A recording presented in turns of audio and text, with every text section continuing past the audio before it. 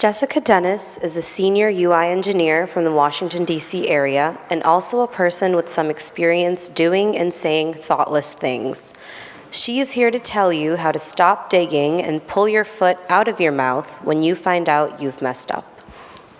Good morning. Thank you. I'm so glad so many of you showed up. I know it's kind of early considering how late everything seems to go every night here.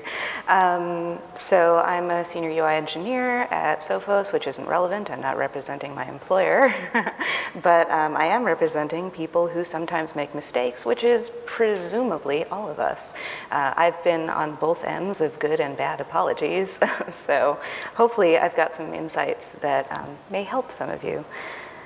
So above all, we all mess up sometimes. It's pretty much inevitable. It's a part of the human condition. Maybe there's something that you don't know and you accidentally stumble into offending somebody, or maybe you just are exhausted because you've been at a conference for 3 days and it's been brutal, and you say something you wish you hadn't, and sometimes you don't even realize right away that you wish you hadn't said or done that thing, but it's okay. Well, I mean, it depends. But it can be okay. The important thing is sincerity, which we'll get to.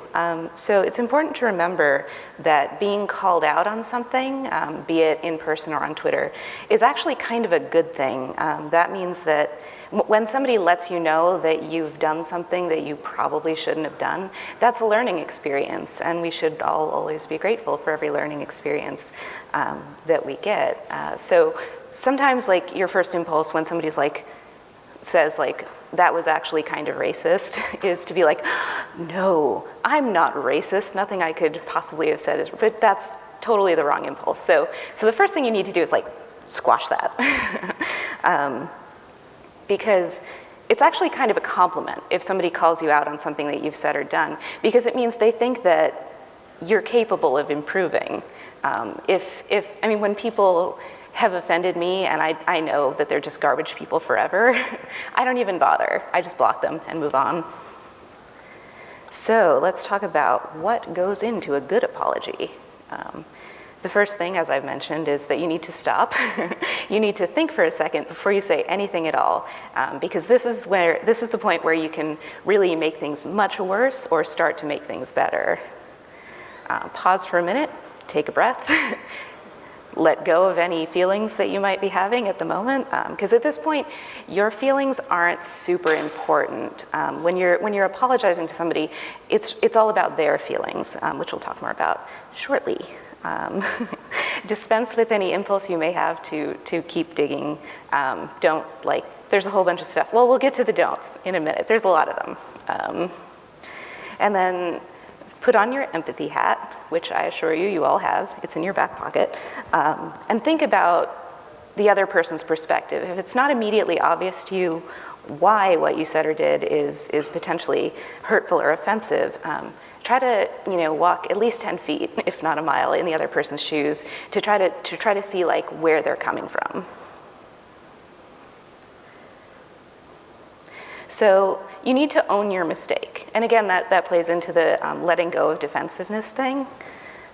You need to acknowledge that you understand what you did or said was wrong. I've definitely messed up, and I was like, oh my gosh, you're right. That was so bad, I'm so sorry. Acknowledging that you know what you've done is always helpful. Again, it might not hurt to acknowledge that the other person, you accept what they've said. You want to make it clear that you're sorry for what you did, not because you got caught, or because somebody noticed something that you said was not quite the right sort of thing. You need to listen carefully. So as I've mentioned, when somebody is letting you know that you've done something wrong, this is an opportunity.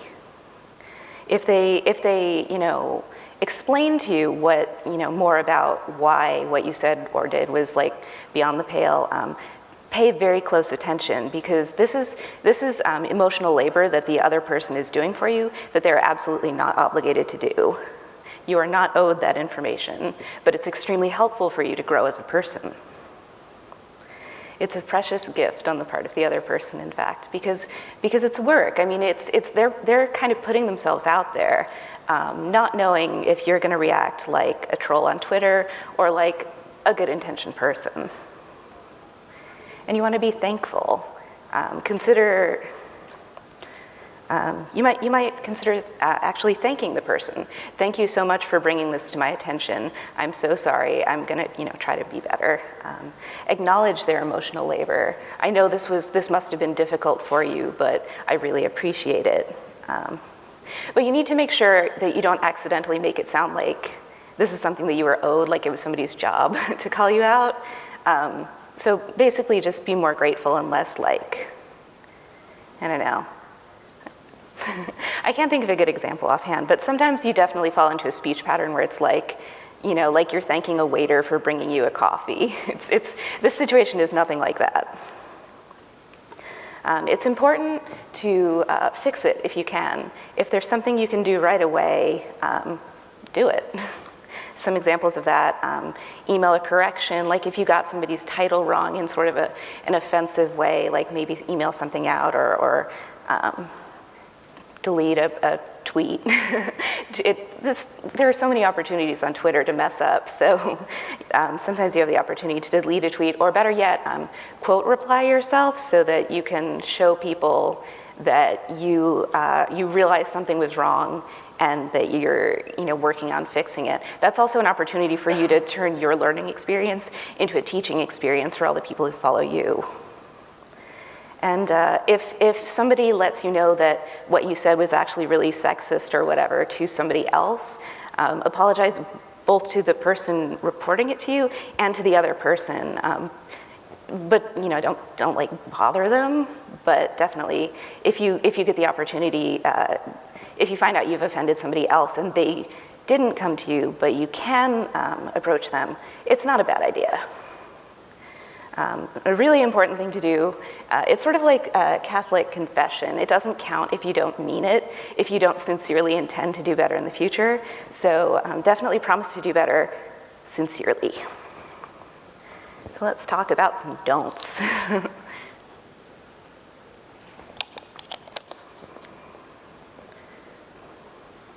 So don't badger the person who called you out. You can apologize to them right away in the moment, but if they're not interested in hearing from you, if they're like walking away from you, or if it's just kind of a drive-by tweeting that's like, by the way, that really sucked, and you don't really have a relationship with that person, it might be a good idea to just like leave it at that, depending how they react, or if they reply to your apology reply, to be like, whatever, don't keep going. They may not be interested in hearing your apology at that point. That's totally valid. If you've just like really pissed somebody off, you might want to give them a little bit to cool down, depending, like basically read the room. And if you find that you've been blocked on Twitter, you're done. There's nothing more you can do at that point. You can make a public apology, but what you can't do is like approach like mutual followers and try to get somebody else to like make it better for you. Sometimes you just have to concede that, well, I did a really bad thing, that person is never going to be my friend, and you just have to kind of live with that, which sucks, but it happens. Sometimes, even if you totally didn't mean it, you've just messed up really bad. It's super important never to use the words if or but in your apology. Like, there's no, I'm sorry, but you're being really unreasonable, or like, I'm sorry if I hurt your feelings. Like, you know that you hurt their feelings. They're telling you that.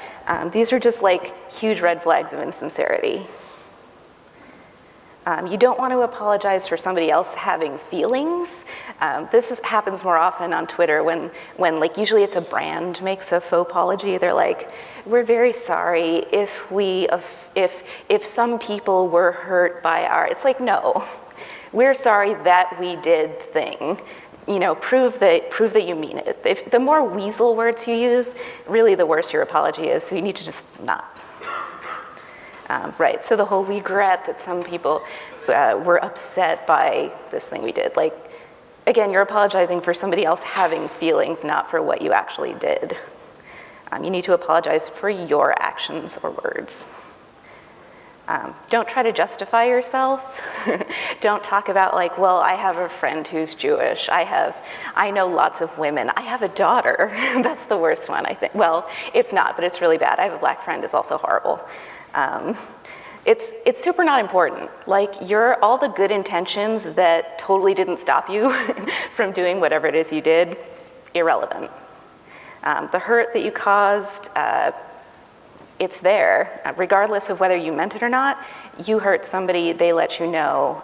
You need to just move forward with fixing it, not like explaining that, at great length how you didn't mean it. I mean, it's totally okay to say, oh my gosh, I didn't mean that at all, but don't like go on about all the reasons why like you should kind of be given a pass, because you don't get any passes. Nobody ever does. And so like right in the heat of the moment, nobody needs to hear about like all your justifications for why you said what you said. And even though it was not that great, you blah, blah, blah, blah, blah. Just don't. Don't make it about you. Again, as I mentioned earlier, this is not about your feelings of hurt at having hurt somebody, which is, sometimes it's hard to kind of tamp that down because you want to like, people like me love to talk about ourselves, but it's not really, when you're in the middle of apologizing to somebody, it's super not the time. You extra don't want to like guilt trip the person. That means like, if you're tempted to phrase your apology in such a way that the other person like kind of feels bad about it, like, like histrionics or like bursting into tears or something, don't do that. That's super bad. Don't expect the other person to make an effort to make you feel better. Like, don't expect, like basically you shouldn't be asking for any more work from the other person, but especially not like, they're not there to absolve you. They're not your pastor or whatever other kind of person absolves you of things. If you're expecting somebody else to like immediately reply to your apology, like, oh no, that's okay, let go of that expectation right away. You're not owed that and you may not deserve it. So again, this includes asking for forgiveness. I saw a ton of advice on the internet that said you need to ask for forgiveness and don't let go until you get it, which is ridiculous and terrible. Don't do that. Sometimes it's okay to be like, do you forgive me? But you can't like hound the person.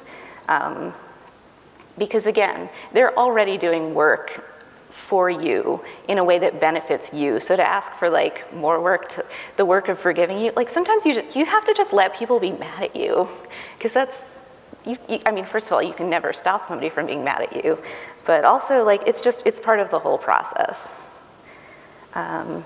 You don't want to ask the person for resources like, oh my God, where can I read more on this topic? I mean, you have Google too, so you should probably like go home or step away, do your own Googling. Keep in mind that the other person is already doing significant emotional labor. Don't ask them for more work. And again, this plays into like treating it like it's their job to help you when it's super not.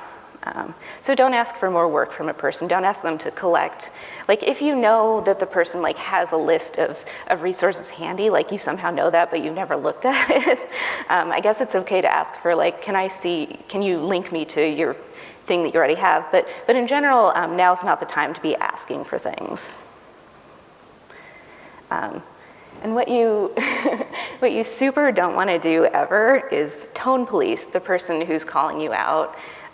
That's just an egregious wrong. That means like if you say, oh gosh, I'm sorry I hurt your feelings, but you could have been nicer about it. Like you didn't have to be so mean when you told, like, no, absolutely not. Or like, if you ever tell somebody to calm down, never, ever, ever do that. First of all, it never works. It just makes people super angry. And it's just like objectively wrong. So, oh wow, I've gone through these really fast. Hopefully I've been reasonably comprehensible. So some things to remember. Being called out on something is an opportunity for you to grow as a person. The goal of an apology is not for you to feel better, it's to help the other person to feel better about existing in the world with people who sometimes say terrible things.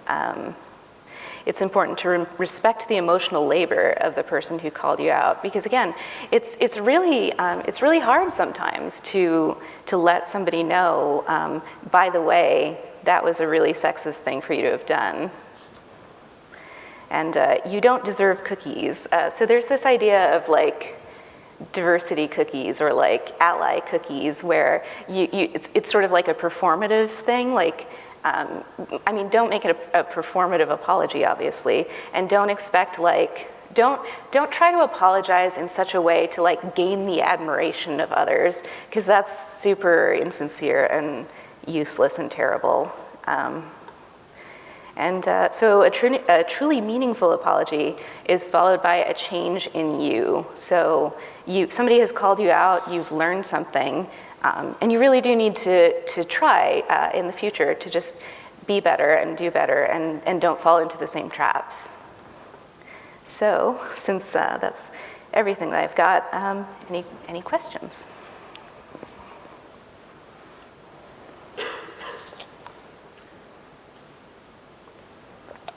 It's okay to ask me later if it's something embarrassing. Cool. I guess not. All right, well, I guess we're done early then.